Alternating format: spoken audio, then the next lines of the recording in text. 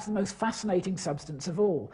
The Islamic alchemists began the notion that all metals are composed of two basic substances, or principles as they called them, sulfur and mercury. If you mix these two raw elements together and heat them, something miraculous seems to happen. The dirty yellow sulfur and the silvery liquid mercury combine to form a hard blackish material, mercury sulfide, which turns bright red when it's finely ground. And this is what painters knew as vermilion. The 11th century Benedictine monk Theophilus describes the synthesis of vermilion in a craftsman's manual of his own that he wrote. And this is what he says: "Take sulfur, break it up on a dry stone and add to it 2 equal parts of mercury. Weigh out on the scales.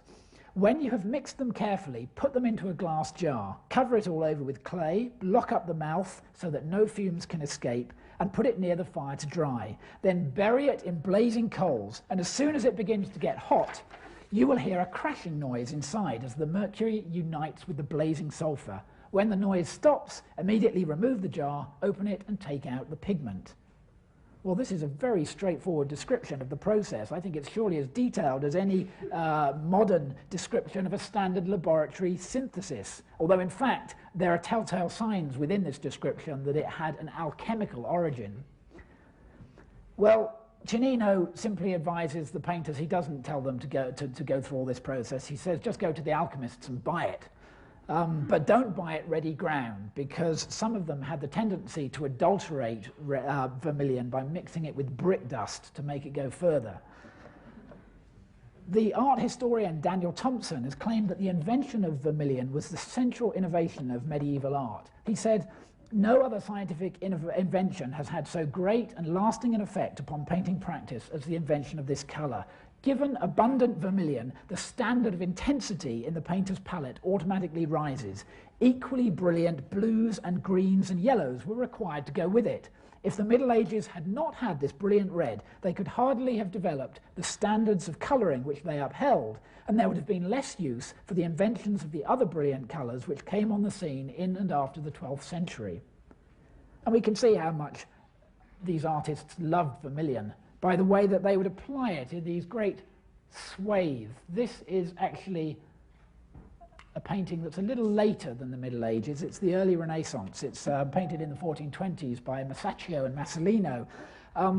And the chap on the left here is Saint Jerome. And Saint Jerome was always depicted in this way, in these red robes, and that's painted in essentially pure vermilion. Now, medieval art tends to look to us rather odd today. It's sort of cartoon-like. There's no perspective. There's no shading. And it's important to recognize that the medieval artist wasn't trying to paint realistically. The subjects that they depicted were almost always religious, and the artists were generally monks, and they believed, like the Egyptians, that paintings had a symbolic religious power, which was enhanced if one used the finest materials and displayed them unmixed. So that's why they'd have these great blocks of rich pigment. So these medieval works are rich in vermilion and in gold leaf, and then in the later Middle Ages in a still more wondrous pigment, ultramarine. There's never been a blue like ultramarine, and I don't think there ever will be, in fact. Cennino says, "Ultramarine blue is a colour illustrious, beautiful, and most perfect, beyond all other colours. One could not say anything about it, or do anything with it, that its quality would not still surpass." Now, as its name implies, ultramarine came from over the seas, because the mineral from which it's made wasn't known anywhere in the West. Ultramarine is prepared from lapis lazuli. Here it is, this gorgeous blue stone. And for centuries, the only place that you could get hold of this stone was from mines in remote Afghanistan. So all of Europe depended on these Afghan mines for their most precious pigment, and it often cost them more than its weight in gold. But ultramarine was precious not just because it was a rare import, but because it was extremely laborious to make. Most pigments that are made from minerals are made simply by grinding the mineral up. That was how you make, for example, a green from the copper or malachite. But if you grind up lapis lazuli, it looks great here, but it turns a disappointing greyish colour, and that's because of the impurities that it contains. And so these impurities have to be separated out, and that's done by mixing the powdered mineral with wax and kneading it in water again and again and again, and the blue element gradually flushes out from this material, and this has to be done repeatedly. So it was an incredibly expensive and illustrious material. In most altarpieces of the Middle Ages, the Virgin Mary is shown in blue robes. This is an example by Duccio in the 14th century. And various art theorists, even into modern times, have attempted to explain the symbolic significance of this blue. They've said that it shows, it conveys humility or virtue or whatever. But the main reason for this choice of colour is that the artist would naturally have lavished the most precious pigment on the most holy aspect of the painting. That would have been the way to make the image best serve the greater glory of God. So you can see art becomes harder to interpret if you ignore its materials. So ultramarine, vermilion and gold leaf, these were really the primary blue, red and yellow of the Middle Ages. The most precious colours that a painter could acquire, and some altarpieces seem to use little else.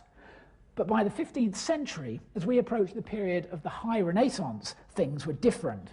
And you can see that here. This is Titian's Bacchus and Ariadne. It was painted in 1523, and I think it's one of the most radiant images in Western art.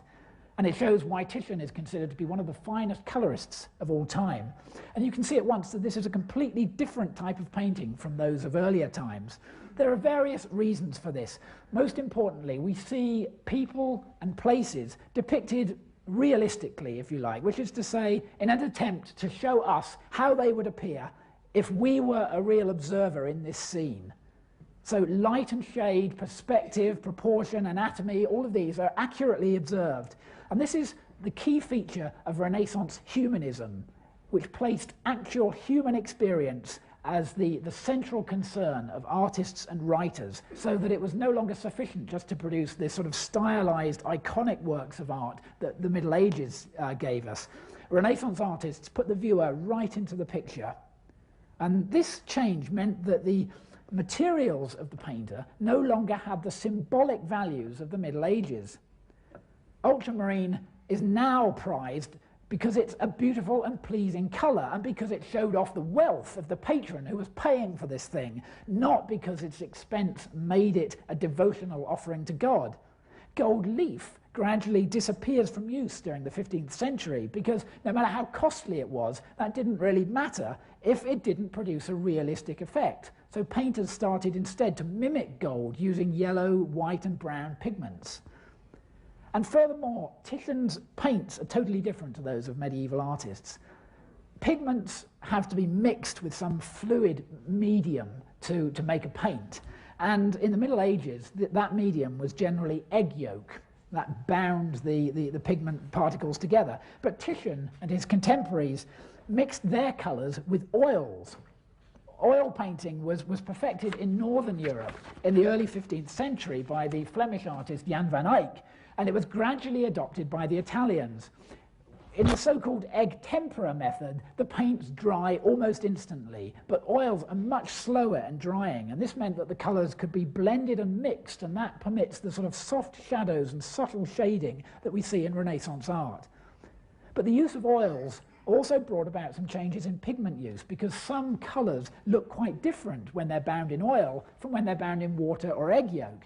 In particular, both ultramarine and vermilion are more transparent and less brilliant in oil. And this forced the painters to adulterate ultramarine by mixing it with a little lead white to keep it strong and opaque. And having to do that meant that it eroded the mystique that this pigment had. And as a result, artists began to feel more free to use a wider range of lighter blues in their works. The art historian Paul Hills has said that blue, by the 15th century, was moving away from its association with starry night, the vault of the heavens, to the changeful sky of day. This, then, was a change in colour use that was instigated by the physical and chemical properties of the materials. But there were other reasons also why Titian and his contemporaries had a wider range of colours available than most medieval artists. Titian lived and worked in Venice, which, along with Florence, was the artistic capital of Renaissance Italy. Venice was the major port where many of the rare spices and foods and textiles and pigments came from the east. And so the Venetian artists had the first pick of these colours, and they made abundant use of materials like ultramarine and the bright yellow called orpiment that came from the Arabic nations. And this made Venetian art extremely colourful. In Florence, on the other hand, where Leonardo da Vinci and Michelangelo worked, there was a much greater emphasis on drawing skills, on line, than on colour. And so the art world of the Renaissance initiated a long-lasting debate about the relative merits of colour and of line or drawing in art, which eventually resolved itself in the 17th century in favour of drawing as the artist's most important skill. And this literally cast a shadow over the use of colour in art until the late 19th century. But here we are during the 15th and 16th century. At that time, Venetian art was full of bright colour. In Bacchus and Ariadne, Titian uses just about every one of the pigments that was then available. And in doing so, he provides us with a kind of a map of the state of 16th century chemistry. The brilliant blue sky here is ultramarine, and so is Ariadne's robe. Ariadne is on the far left. But the sea in the background, you might just be able to see it has a slight greenish tint. That's painted not in ultramarine, but in a mineral called azurite. This was a copper mineral that was known since ancient times, and it's slightly cheaper than ultramarine because there were deposits of this mineral in Europe, in France and Hungary and Germany. There's vermilion here too. Ariadne's red scarf is painted in vermilion, but there's also another kind of red pigment, red lake. And this is made from red dyes, which are organic materials. They're extracted from from living systems, from plants and from animals.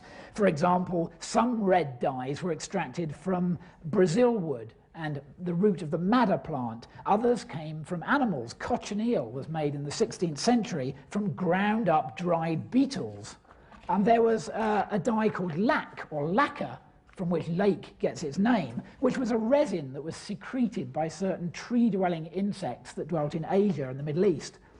And these dyes were converted to lake pigments by dissolving the colours in water and then fixing them onto the surface of a white powder. And this was quite a complicated chemical process, which wasn't perfected until the late Middle Ages. So these red lakes are darker and richer than vermilion. There was one common red lake that was known as kermes, and this is the root of our word crimson.